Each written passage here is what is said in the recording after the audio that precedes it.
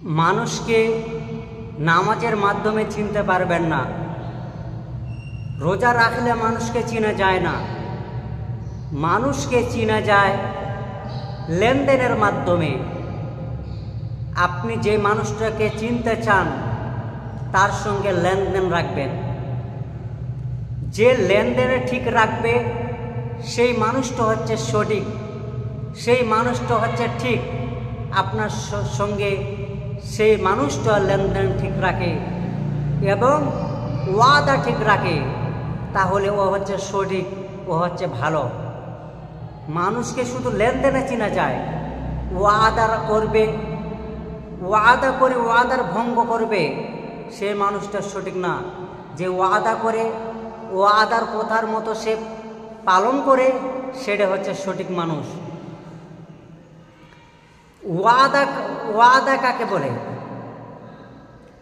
মনে করুন আল্লাহ সুবহানাহু ওয়া তাআলা বলছেন তোমরা ওয়াদা ভঙ্গ করবে না, ওয়াদা চুক্তি ভঙ্গ করবে না। আল্লাহ তাবারক তাআলা বলেছেন। ওয়াদা ভঙ্গ কাকে বলে?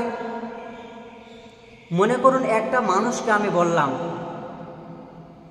যে ভাই আব্দুস সাত্তার, আমি তোমাকে 1 লক্ষ টাকা ধার দিব, যখন তোমার মেয়ের বিয়ে লাগবে 1 লক্ষ টাকা তোমাকে ধার দিব, তোমার সঙ্গে আমি ওয়াদা করলাম।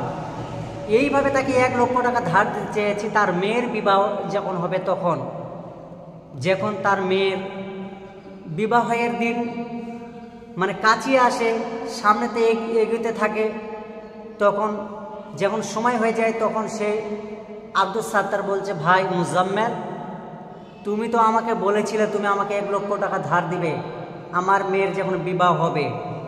তো আমার মেয়ের তো সামনে বিবাহ, তুমি আমাকে 1 লক্ষ টাকা দাও। তখন আমি বললাম আমি তোমাকে দিতে পারবো না।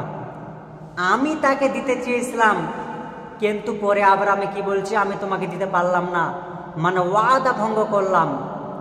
এটাকে বলা হয় ওয়াদা। এই যে ওয়াদা কোনো ব্যক্তি যদি ভঙ্গ করে, তাহলে সে জাহান্নামে যাবে। ওই জন্য ওয়াদা যে ব্যক্তি করবে সে ওয়াদা পালন করবে। তোমরা কি করবে না? ওয়াদা ভঙ্গ করবে না। তাহলে আমার মোট কথা হচ্ছে, নামাজে মানুষকে চেনা যায় না।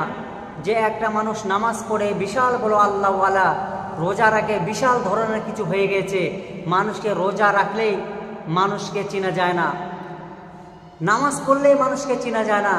মানুষকে চিনতে গেলে যখন লেনদেন করবেন তার সঙ্গে, লেনদেনে সে যদি ঠিকভাবে লেনদেন করতে পারে, তখন আপনি চিনতে পারবেন মানুষটাকে এরকম, যেটা ওয়াদা করবে আর ওয়াদার মতো সে ওয়াদা পালন করবে, তখন বুঝতে পারবেন মানুষটাকে এরকম।